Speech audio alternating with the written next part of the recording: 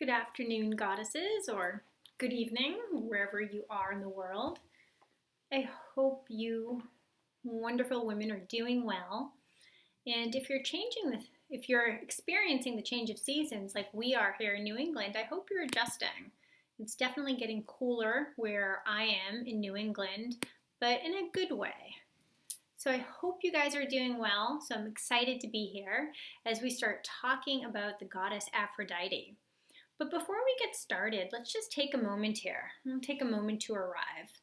So you can get into a comfortable seat, maybe just close your eyes for a moment. You can rest your hands in your lap and just start to bring your focus to your breath.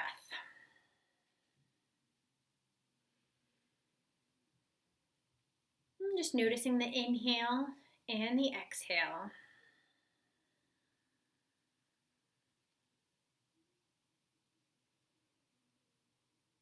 And if you're noticing any tension, or if your mind is racy, use this as an opportunity just to bring the focus back to the breath and back to the body.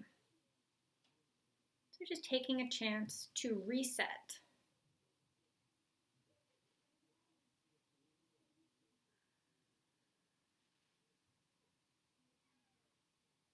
And I always think it's a good practice to take an opportunity to reset just as we start a new conversation or if we get engaged in a new event, because we often carry the energy with us just from whatever we were doing last, whether it was taking care of the kids or maybe you were on a work phone call.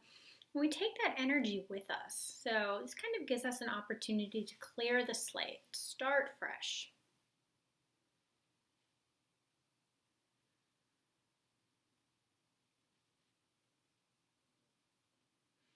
And then when you're ready, you can open your eyes. So welcome.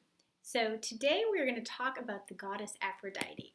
So she is the Greek goddess of love, beauty, and sex. So we can tap into our inner Aphrodite to cultivate passion in our lives. And we want to do this so we can live with joy, enthusiasm, and pleasure.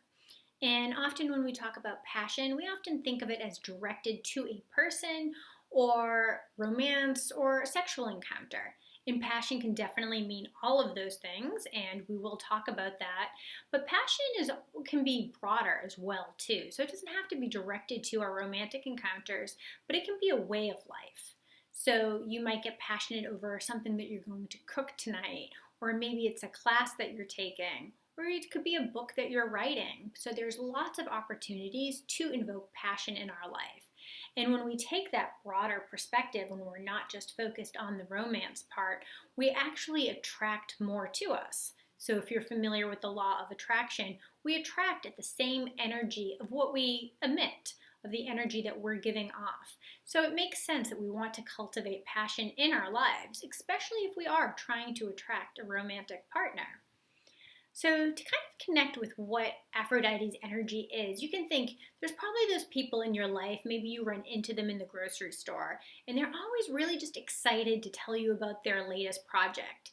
So, maybe they're doing a yoga teacher training in Bali, or they're opening up a goat farm in Vermont, or maybe they're just excited about the dinner that they're going to cook tonight. But there's always a twinkle or a gleam in their eyes, so they are living with vigor and vitality. And these people are often really connected to their inner Aphrodite. So let's talk a little bit about Aphrodite and the myth of Aphrodite. So as I mentioned, she's the goddess of love, sex, and beauty. So there's two stories of her origins. One is that she's the daughter of Zeus and his sea mistress Dione. And the other has her rising from the sea as a fully formed goddess after the god Cronus had castrated his father Uranus and his genitals fell into the sea. So both origin stories have her coming from the sea. So Aphrodite is often associated with water and seashells, and she does have that very kind of flowing energy. So Zeus believed that Aphrodite was so beautiful and so alluring that all the gods were going to fight over her. So he tried to remedy this by marrying her off to his lame son, Hephaestus. I'm not sure if I'm saying his name correctly, as I think you guys know at this point, my pronunciation isn't always perfect. But Hephaestus, who is Zeus's son. So by all accounts, Hephaestus was a nice god and he was a skilled smith worker. So he made the weapons for all of the gods. But alas, Aphrodite was not very content. She was not in love with her husband. So she took on other lovers, most notably Ares, the god of war, with whom she had 3 children with, and also the god Adonis, the god of beauty, whom she shared with Persephone. Now, this talk is not to encourage you to have extramarital affairs, but the talk does show that Aphrodite always followed her passion. So she was not confined to live in a box that society or the God society had boxed in for her, but she was going to do what gave her pleasure, what brought her joy. And even though Aphrodite was considered one of the most beautiful goddesses, it wasn't her looks that were so captivating, but it was her passion. It was the fact that she would pursue her own pleasure. She had a life or a zest about her. So in the book, which I will share with the group, Goddesses in Every Woman, the author, Jean Shinoa Boland, so she's a Jungian psychoanalyst, talks about Aphrodite being an alchemical goddess. Now, what that means was that she had the power to make most humans and gods feel beautiful and special by the spotlight of attention she shined on them. So just by shining her attention, paying attention to them, she made people just feel wonderful. So I just want to talk a little bit about Greek goddesses first. So they generally fall into 1 or 2 categories. So there's the virgin goddesses like Athena, Artemis, or Hestia. So these goddesses are very focused and independent. So they don't engage in romantic relationships, and they also don't have children. So they can pursue their goals kind of from a single-focusedly, or single-pointedly. They don't get swayed by the motives of others. So virgin in this context often meant one unto herself. So they were just their own person, and they did not get swayed by the motives or trying to get somebody to like them. In contrast, there were the vulnerable goddesses, and this was Demeter, Hera, and Persephone. In these goddesses, relationships were really what they needed to thrive. So whether it was with a child or with a husband, but they really needed to feel that connection. So they were often swayed by the interest of others. And they were also often portrayed as victims. So you have the vulnerable goddesses who did not engage in any relationships, and the virgin goddesses where relationships were really essential to their well-being. And Aphrodite doesn't fall into either of those categories. So she enjoyed being in romantic relationships, but she entered and exited on her own accord. And she was never victimized by a man. So Aphrodite retained her sovereignty. So just like the virgin goddesses, she was one unto herself, but she also was able to engage in relationships. And I think really the difference is Aphrodite enjoyed relationships, but she didn't need them. So it kept her to be her own woman. And I think definitely as we start talking more about relationships, I think it's good to consider that energy of Aphrodite where we can enjoy relationships, we can want to be in one, but we will not be devastated if it doesn't work out. So we can keep our sovereignty, we can retain some of our autonomy or individuality. So people with a strong Aphrodite archetype are often in touch with their desires. They know what brings them pleasure, and they know the things that they need to pursue in order to be happy. So they really march to the beat of their own drum. They don't feel beholden to live by a societal norm. And this archetype is really important for us to strengthen because it not only makes sure that we're living a life that's compelling to us, but it also helps us to attract and sustain relationships, if that's what you're inclined to do. As I mentioned earlier when we really started this series, Goddess Wisdom for Modern Love, so this is what we're going to be talking about for the next couple of weeks, although we're talking about a lot of these goddesses in the context of a relationship, all of their wisdom really helps us just to lead a compelling, thoughtful, enjoyable life that we find complete. And when we create that life, that's what makes us magnetizing, and that's what attracts others towards us. So if you are familiar with the concepts, as I mentioned earlier, of law of attraction, you know that we attract the same energy we release. So that's why when we're talking about the goddess, all these things, all of these pieces of information or these practices that we're going to be putting into place in our daily life, they not only make us more compelling to others, but more importantly, they make our life more compelling to us. So when we create a life where we pursue our desires and we're joyful, enthusiastic, we attract the same. So we can't expect others to infuse our life with passion. So we're really responsible for keeping that spark lit. And also, when we pursue our desires, we meet people who are not only an energetic match, but they also share similar interests. So if you have always wanted to learn how to rock climb, salsa dance, or make sushi, then take a class. Not only will you be more joyful and feel more complete, but when you pursue your desires, you also meet other people who have similar interests. So I wanted to talk a little bit about desire. So if you are familiar with Esther Perel, so she is a relationship and sex expert. She wrote the book Mating in Captivity, which I'll also share in our group after.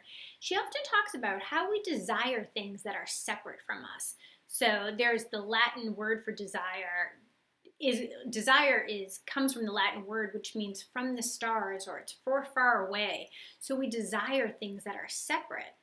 So interestingly, when we start to form a relationship with somebody, we generally want to merge. And, we merge until we kind of let go of all of our activities or maybe all of our friends, and we become more unified. And interestingly, that's often when desire starts to wane. So in our effort to merge, we snuff out the desire.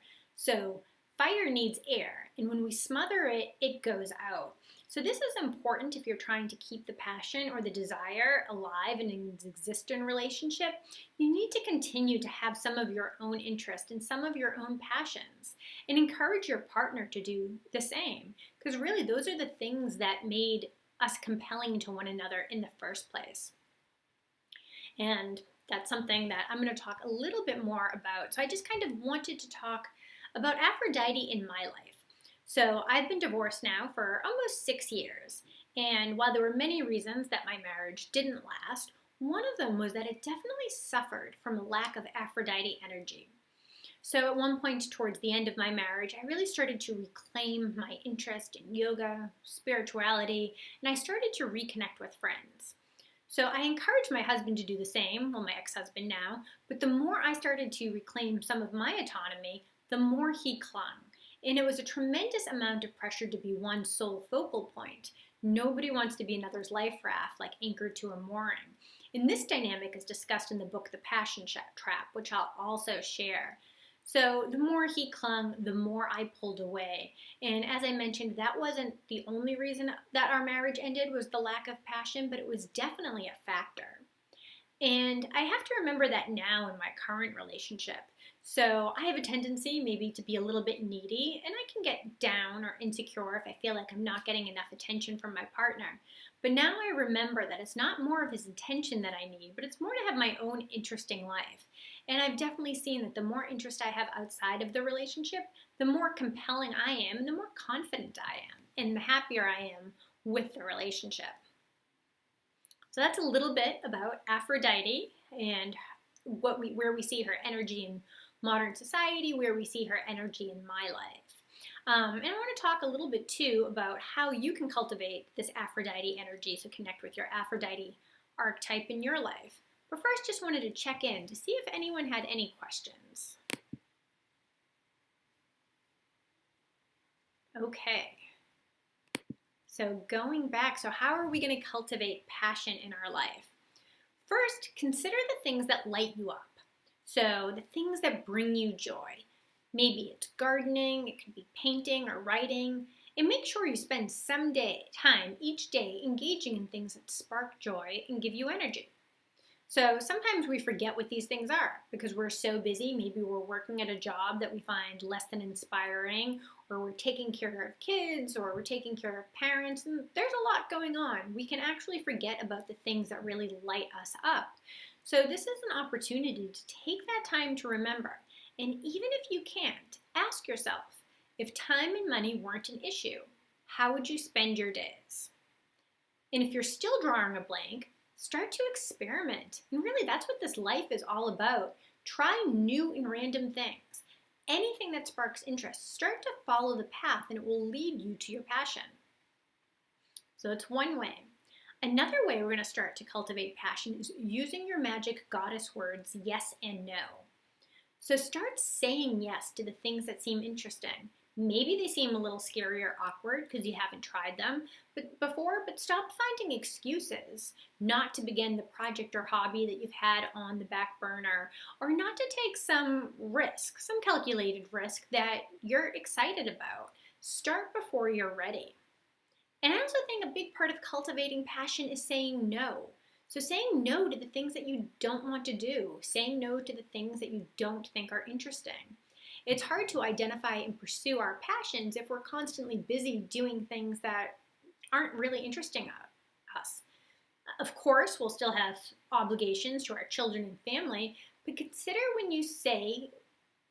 when you want to say no, and practice saying it.